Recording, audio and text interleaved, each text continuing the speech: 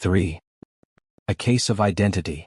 "My dear fellow," said Sherlock Holmes as we sat on either side of the fire in his lodgings at Baker Street, "life is infinitely stranger than anything which the mind of man could invent. We would not dare to conceive the things which are really mere commonplaces of existence. If we could fly out of that window hand in hand, hover over this great city, gently remove the roofs, and peep in at the queer things which are going on, the strange coincidences, the plannings, the cross-purposes, the wonderful chains of events, working through generations, and leading to the most outré results, it would make all fiction with its conventionalities and foreseen conclusions most stale and unprofitable. And yet I am not convinced of it," I answered. "The cases which come to light in the papers are, as a rule, bald enough and vulgar enough. We have in our police reports realism pushed to its extreme limits, and yet the result is, it must be confessed, neither fascinating nor artistic. A certain selection and discretion must be used in producing a realistic effect," remarked Holmes. "This is wanting in the police report, where more stress is laid, perhaps, upon the platitudes of the magistrate than upon the details, which to an observer contain the vital essence of the whole matter. Depend upon it, there is nothing so unnatural as the commonplace." I smiled and shook my head. "I can quite understand your thinking so," I said. "Of course, in your position of unofficial advisor and helper to everybody who is absolutely puzzled, throughout 3 continents, you are brought in contact with all that is strange and bizarre. But here," I picked up the morning paper from the ground, "let us put it to a practical test. Here is the first heading upon which I come. A husband's cruelty to his wife. There is half a column of print, but I know without reading it that it is all perfectly familiar to me. There is, of course, the other woman, the drink, the push, the blow, the bruise, the sympathetic sister or landlady. The crudest of writers could invent nothing more crude. Indeed, your example is an unfortunate one for your argument," said Holmes, taking the paper and glancing his eye down it. "This is the Dundas separation case, and, as it happens, I was engaged in clearing up some small points in connection with it. The husband was a teetotaler, there was no other woman, and the conduct complained of was that he had drifted into the habit of winding up every meal by taking out his false teeth and hurling them at his wife, which, you will allow, is not an action likely to occur to the imagination of the average storyteller. Take a pinch of snuff, doctor, and acknowledge that I have scored over you in your example." He held out his snuff-box of old gold, with a great amethyst in the center of the lid. Its splendor was in such contrast to his homely ways and simple life that I could not help commenting upon it. "Ah," said he, "I forgot that I had not seen you for some weeks. It is a little souvenir from the King of Bohemia in return for my assistance in the case of the Irene Adler papers." "And the ring?" I asked, glancing at a remarkable brilliant which sparkled upon his finger. "It was from the reigning family of Holland, though the matter in which I served them was of such delicacy that I cannot confide it even to you, who have been good enough to chronicle 1 or 2 of my little problems." "And have you any on hand just now?" I asked with interest. "Some 10 or 12, but none which present any feature of interest. They are important, you understand, without being interesting. Indeed, I have found that it is usually in unimportant matters that there is a field for the observation, and for the quick analysis of cause and effect which gives the charm to an investigation. The larger crimes are apt to be the simpler, for the bigger the crime the more obvious as a rule is the motive. In these cases, save for one rather intricate matter which has been referred to me from Marseilles, there is nothing which presents any features of interest. It is possible, however, that I may have something better before very many minutes are over, for this is one of my clients, or I am much mistaken." He had risen from his chair and was standing between the parted blinds gazing down into the dull neutral-tinted London street. Looking over his shoulder, I saw that on the pavement opposite there stood a large woman with a heavy fur boa round her neck, and a large curling red feather in a broad-brimmed hat which was tilted in a coquettish Duchess of Devonshire fashion over her ear. From under this great panoply she peeped up in a nervous, hesitating fashion at our windows, while her body oscillated backward and forward, and her fingers fidgeted with her glove buttons. Suddenly, with a plunge as of the swimmer who leaves the bank, she hurried across the road, and we heard the sharp clang of the bell. "I have seen those symptoms before," said Holmes, throwing his cigarette into the fire. "Oscillation upon the pavement always means an affaire de cœur. She would like advice, but is not sure that the matter is not too delicate for communication. And yet even here we may discriminate. When a woman has been seriously wronged by a man she no longer oscillates, and the usual symptom is a broken bell wire. Here we may take it that there is a love matter, but that the maiden is not so much angry as perplexed or grieved. But here she comes in person to resolve our doubts." As he spoke there was a tap at the door, and the boy in buttons entered to announce Miss Mary Sutherland. while the lady herself loomed behind his small black figure like a full-sailed merchantman behind a tiny pilot boat. Sherlock Holmes welcomed her with the easy courtesy for which he was remarkable, and having closed the door and bowed her into an armchair, he looked her over in the minute and yet abstracted fashion which was peculiar to him. "Do you not find," he said, "that with your short sight it is a little trying to do so much typewriting?" "I did at first," she answered, "but now I know where the letters are without looking." Then, suddenly realizing the full purport of his words, she gave a violent start and looked up, with fear and astonishment upon her broad, good-humored face. "You've heard about me, Mr. Holmes?" she cried, "else how could you know all that?" "Never mind," said Holmes, laughing, "it is my business to know things. Perhaps I have trained myself to see what others overlook. If not, why should you come to consult me?" "I came to you, sir, because I heard of you from Mrs. Etheridge, whose husband you found so easy when the police and everyone had given him up for dead. Oh, Mr. Holmes, I wish you would do as much for me. I'm not rich, but still I have 100 a year in my own right, besides the little that I make by the machine, and I would give it all to know what has become of Mr. Hosmer Angel." "Why did you come away to consult me in such a hurry?" asked Sherlock Holmes, with his fingertips together and his eyes to the ceiling. Again a startled look came over the somewhat vacuous face of Miss Mary Sutherland. "Yes, I did bang out of the house," she said, "for it made me angry to see the easy way in which Mr. Windibank, that is, my father, took it all. He would not go to the police and he would not go to you, and so at last, as he would do nothing and kept on saying that there was no harm done, it made me mad and I just on with my things and came right away to you." "Your father," said Holmes, "your stepfather surely, since the name is different." "Yes, my stepfather. I call him father, though it sounds funny too, for he is only 5 years and 2 months older than myself." "And your mother is alive?" "Oh yes, mother is alive and well. I wasn't best pleased, Mr. Holmes, when she married again so soon after father's death, and a man who was nearly 15 years younger than herself. Father was a plumber in the Tottenham Court Road, and he left a tidy business behind him, which mother carried on with Mr. Hardy, the foreman. But when Mr. Windibank came he made her sell the business, for he was very superior, being a traveller in wines. They got £4,700 for the goodwill and interest, which wasn't near as much as father could have got if he had been alive. I had expected to see Sherlock Holmes impatient under this rambling and inconsequential narrative, but, on the contrary, he had listened with the greatest concentration of attention. "Your own little income," he asked, "does it come out of the business?" "Oh no, sir. It is quite separate and was left me by my Uncle Ned in Auckland. It is in New Zealand stock paying 4.5%. £2,500 was the amount, but I can only touch the interest." "You interest me extremely," said Holmes. "And since you draw so large a sum as 100 a year, with what you earn into the bargain, you no doubt travel a little and indulge yourself in every way. I believe that a single lady can get on very nicely upon an income of about £60.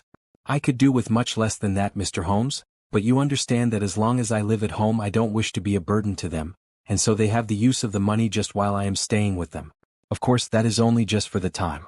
Mr. Windibank draws my interest every quarter and pays it over to mother, and I find that I can do pretty well with what I earn at typewriting. It brings me twopence a sheet, and I can often do from 15 to 20 sheets in a day." "You have made your position very clear to me," said Holmes. "This is my friend, Dr. Watson, before whom you can speak as freely as before myself. Kindly tell us now all about your connection with Mr. Hosmer Angel." A flush stole over Miss Sutherland's face, and she picked nervously at the fringe of her jacket. "I met him first at the gasfitters' ball," she said. "They used to send father tickets when he was alive, and then afterwards they remembered us and sent them to mother. Mr. Windibank did not wish us to go. He never did wish us to go anywhere. He would get quite mad if I wanted so much as to join a Sunday school treat. But this time I was set on going and I would go, for what right had he to prevent? He said the folk were not fit for us to know when all father's friends were to be there. And he said that I had nothing fit to wear, when I had my purple plush that I had never so much as taken out of the drawer. At last, when nothing else would do, he went off to France upon the business of the firm, but we went, mother and I, with Mr. Hardy, who used to be our foreman, and it was there I met Mr. Hosmer Angel. I suppose," said Holmes, "that when Mr. Windibank came back from France he was very annoyed at your having gone to the ball." "Oh well, he was very good about it. He laughed, I remember, and shrugged his shoulders, and said there was no use denying anything to a woman, for she would have her way." "I see. Then at the gasfitters' ball you met, as I understand, a gentleman called Mr. Hosmer Angel." "Yes, sir. I met him that night, and he called next day to ask if we had got home all safe, and after that we met him, That is to say, Mr. Holmes, I met him twice for walks, but after that father came back again, and Mr. Hosmer Angel could not come to the house any more. No? Well, you know father didn't like anything of the sort. He wouldn't have any visitors if he could help it, and he used to say that a woman should be happy in her own family circle. But then, as I used to say to mother, a woman wants her own circle to begin with, and I had not got mine yet. But how about Mr. Hosmer Angel? Did he make no attempt to see you? Well, father was going off to France again in a week, and Hosmer wrote and said that it would be safer and better not to see each other until he had gone. We could write in the meantime, and he used to write every day. I took the letters in the morning, so there was no need for father to know. Were you engaged to the gentleman at this time? Oh yes, Mr. Holmes. We were engaged after the first walk that we took. Hosmer, Mr. Angel, was a cashier in an office in Leadenhall Street, and— What office? That's the worst of it, Mr. Holmes, I don't know. Where did he live then? He slept on the premises? And you don't know his address? No, except that it was Leadenhall Street. Where did you address your letters then? To the Leadenhall Street post office, to be left till called for. He said that if they were sent to the office he would be chaffed by all the other clerks about having letters from a lady, so I offered to typewrite them like he did his, but he wouldn't have that, for he said that when I wrote them they seemed to come from me, but when they were typewritten he always felt that the machine had come between us. That will just show you how fond he was of me, Mr. Holmes, and the little things that he would think of. It was most suggestive, said Holmes. It has long been an axiom of mine that the little things are infinitely the most important. Can you remember any other little things about Mr. Hosmer Angel? He was a very shy man, Mr. Holmes. He would rather walk with me in the evening than in the daylight, for he said that he hated to be conspicuous. Very retiring and gentlemanly he was. Even his voice was gentle. He'd had the quinsy and swollen glands when he was young, he told me, and it had left him with a weak throat and a hesitating, whispering fashion of speech. He was always well dressed, very neat and plain, but his eyes were weak, just as mine are, and he wore tinted glasses against the glare. Well, and what happened when Mr. Windibank, your stepfather, returned to France? Mr. Hosmer Angel came to the house again and proposed that we should marry before father came back. He was in dreadful earnest and made me swear, with my hands on the testament, that whatever happened I would always be true to him. Mother said he was quite right to make me swear, and that it was a sign of his passion. Mother was all in his favor from the first and was even fonder of him than I was. Then, when they talked of marrying within the week, I began to ask about father. But they both said never to mind about father, but just to tell him afterwards, and mother said she would make it all right with him. I didn't quite like that, Mr. Holmes. It seemed funny that I should ask his leave as he was only a few years older than me, but I didn't want to do anything on the sly, so I wrote to father at Bordeaux, where the company has its French offices, but the letter came back to me on the very morning of the wedding. It missed him then? Yes, sir, for he had started to England just before it arrived. Ah, that was unfortunate. Your wedding was arranged then for the Friday. Was it to be in church? Yes, sir, but very quietly. It was to be at St. Saviour's, near King's Cross, and we were to have breakfast afterwards at the St. Pancras Hotel. Hosmer came for us in a hansom, but as there were two of us he put us both into it and stepped himself into a four-wheeler, which happened to be the only other cab in the street. We got to the church first, and when the four-wheeler drove up we waited for him to step out, but he never did, and when the cabman got down from the box and looked there was no one there. The cabman said that he could not imagine what had become of him, for he had seen him get in with his own eyes. That was last Friday, Mr. Holmes, and I have never seen or heard anything since then to throw any light upon what became of him. It seems to me that you have been very shamefully treated, said Holmes. Oh no, sir. He was too good and kind to leave me so. Why, all the morning he was saying to me that whatever happened I was to be true, and that even if something quite unforeseen occurred to separate us, I was always to remember that I was pledged to him, and that he would claim his pledge sooner or later. It seems strange talk for a wedding morning, but what has happened since gives a meaning to it. Most certainly it does. Your own opinion is, then, that some unforeseen catastrophe has occurred to him? Yes, sir. I believe that he foresaw some danger, or else he would not have talked so. And then I think that what he foresaw happened. But you have no notion as to what it could have been? None. One more question. How did your mother take the matter? She was angry and said that I was never to speak of the matter again. And your father? Did you tell him? Yes, and he seemed to think with me that something had happened, and that I should hear of Hosmer again. As he said, what interest could anyone have in bringing me to the doors of the church and then leaving me? Now, if he had borrowed my money or if he had married me and got my money settled on him, there might be some reason, But Hosmer was very independent about money and never would look at a shilling of mine. And yet, what could have happened? And why could he not write? Oh, it drives me half mad to think of it, and I can't sleep a wink at night. She pulled a little handkerchief out of her muff and began to sob heavily into it. I shall glance into the case for you, said Holmes, rising, and I have no doubt that we shall reach some definite result. Let the weight of the matter rest upon me now, and do not let your mind dwell upon it further. Above all, try to let Mr. Hosmer Angel vanish from your memory, as he has done from your life.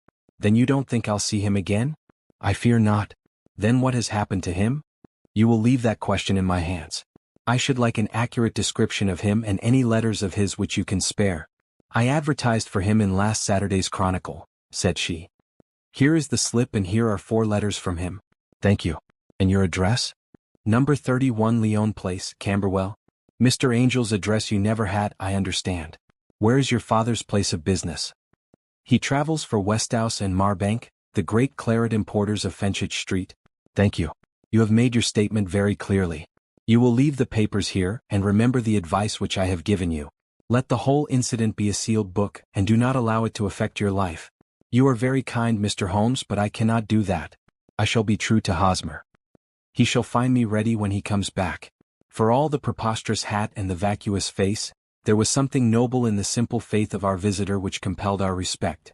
She laid her little bundle of papers upon the table and went her way, with a promise to come again whenever she might be summoned. Sherlock Holmes sat silent for a few minutes with his fingertips still pressed together, his legs stretched out in front of him, and his gaze directed upward to the ceiling. Then he took down from the rack the old and oily clay pipe, which was to him as a counselor, and having lit it, he leaned back in his chair, with the thick blue cloud wreaths spinning up from him, and a look of infinite languor in his face.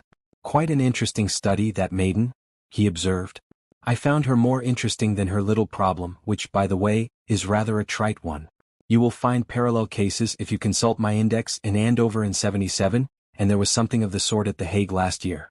Old as is the idea, however, there were 1 or 2 details which were new to me. But the maiden herself was most instructive.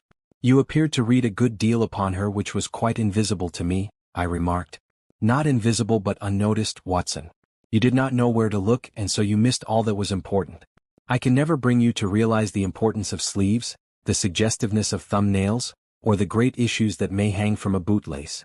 Now, what did you gather from that woman's appearance? Describe it. Well, she had a slate-colored, broad-brimmed straw hat, with a feather of a brickish red. Her jacket was black, with black beads sewn upon it, and a fringe of little black jet ornaments. Her dress was brown, rather darker than coffee color, with a little purple plush at the neck and sleeves. Her gloves were grayish and were worn through at the right forefinger. Her boots I didn't observe. She had small round, hanging gold earrings, and a general air of being fairly well-to-do in a vulgar, comfortable, easy-going way. Sherlock Holmes clapped his hands softly together and chuckled. "'Pon my word, Watson, you are coming along wonderfully. You have really done very well indeed. It is true that you have missed everything of importance, but you have hit upon the method and you have a quick eye for color. Never trust to general impressions, my boy, but concentrate yourself upon details. My first glance is always at a woman's sleeve. In a man it is perhaps better first to take the knee of the trouser. As you observe, this woman had plush upon her sleeves, which is a most useful material for showing traces. The double line a little above the wrist, where the typewriter presses against the table, was beautifully defined. The sewing machine of the hand type leaves a similar mark, but only on the left arm, and on the side of it farthest from the thumb, instead of being right across the broadest part as this was. I then glanced at her face, and observing the dint of a pince-nez at either side of her nose, I ventured a remark upon short sight and typewriting, which seemed to surprise her. It surprised me, but surely it was obvious. I was then much surprised and interested on glancing down to observe that, though the boots which she was wearing were not unlike each other, they were really odd ones, the one having a slightly decorated toe cap and the other a plain one. One was buttoned only in the 2 lower buttons out of 5, and the other at the 1st, 3rd, and 5th. Now, when you see that a young lady, otherwise neatly dressed, has come away from home with odd boots, half-buttoned, it is no great deduction to say that she came away in a hurry. And what else? I asked, keenly interested as I always was by my friend's incisive reasoning. I noted, in passing, that she had written a note before leaving home but after being fully dressed. You observed that her right glove was torn at the forefinger, but you did not apparently see that both glove and finger were stained with violet ink. She had written in a hurry and dipped her pen too deep. It must have been this morning, or the mark would not remain clear upon the finger. All this is amusing, though rather elementary, but I must go back to business, Watson. Would you mind reading me the advertised description of Mr. Hosmer Angel? I held the little printed slip to the light. Missing, it said, on the morning of the 14th, a gentleman named Hosmer Angel. About 5 feet 7 in height, strongly built, sallow complexion, black hair, a little bald in the center, bushy, black side whiskers and mustache, tinted glasses, slight infirmity of speech. Was dressed, when last seen, in black frock coat faced with silk, black waistcoat, gold Albert chain and grey Harris tweed trousers, with brown gaiters over elastic-sided boots. Known to have been employed in an office in Leadenhall Street. Anybody bringing, NC. That will do, said Holmes. As to the letters, he continued, glancing over them, they are very commonplace. Absolutely no clue in them to Mr. Angel, save that he quotes Balzac once. There is one remarkable point, however, which will no doubt strike you. They are typewritten, I remarked. Not only that, but the signature is typewritten. Look at the neat little Hosmer Angel at the bottom. There is a date, you see, but no superscription except Leadenhall Street, which is rather vague. The point about the signature is very suggestive. In fact, we may call it conclusive. Of what? My dear fellow, is it possible you do not see how strongly it bears upon the case?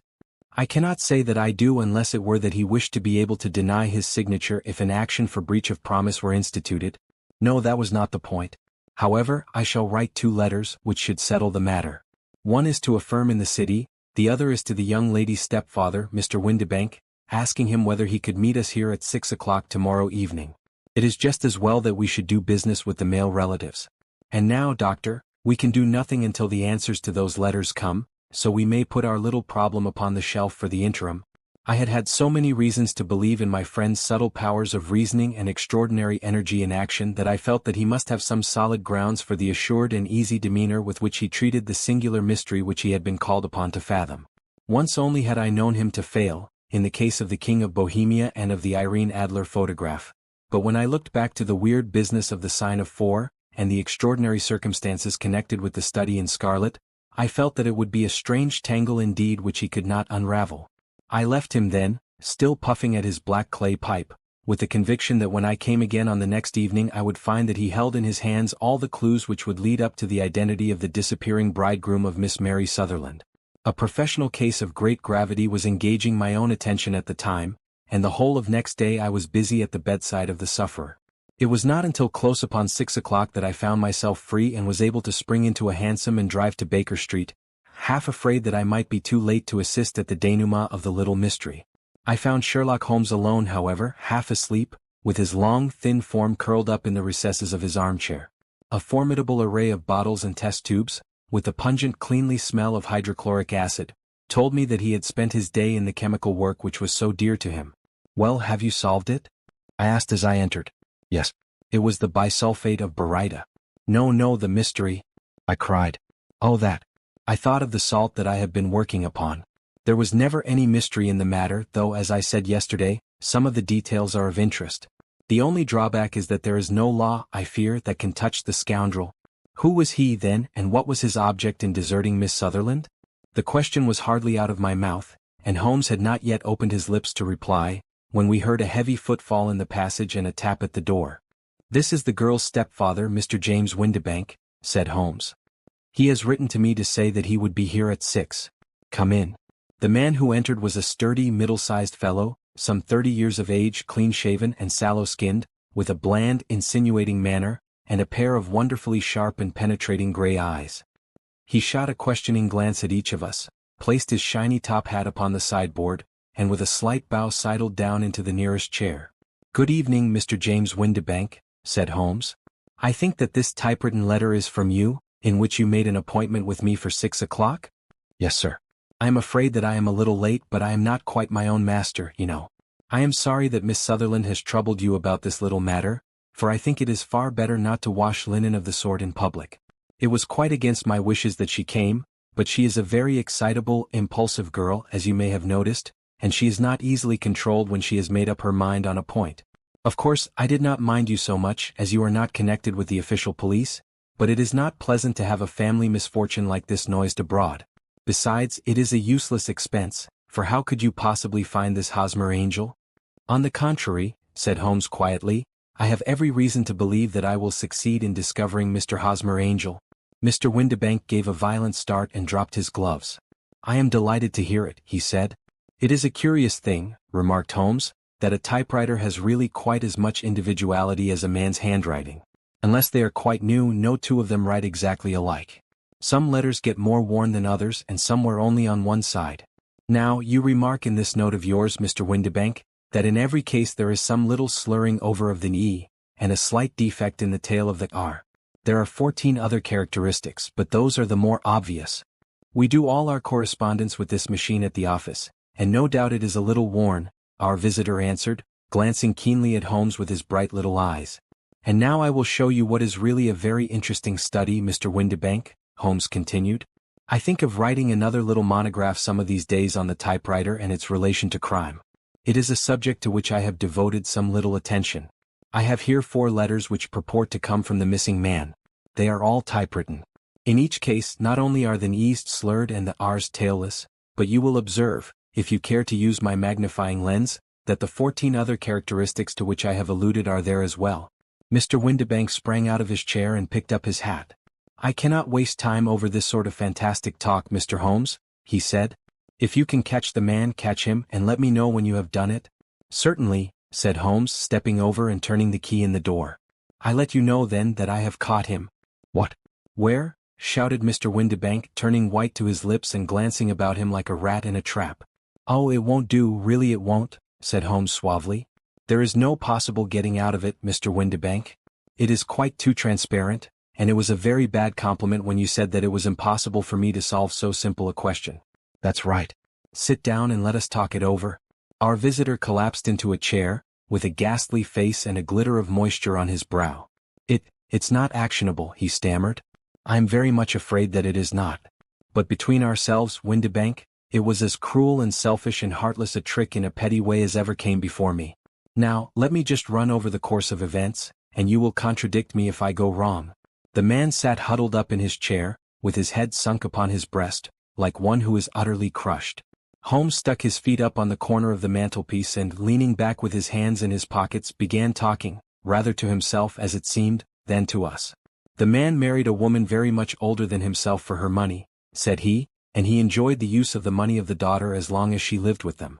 It was a considerable sum for people in their position, and the loss of it would have made a serious difference. It was worth an effort to preserve it. The daughter was of a good, amiable disposition, but affectionate and warm-hearted in her ways, so that it was evident that with her fair personal advantages and her little income, she would not be allowed to remain single long.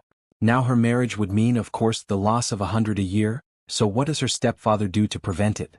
He takes the obvious course of keeping her at home and forbidding her to seek the company of people of her own age. But soon he found that that would not answer forever.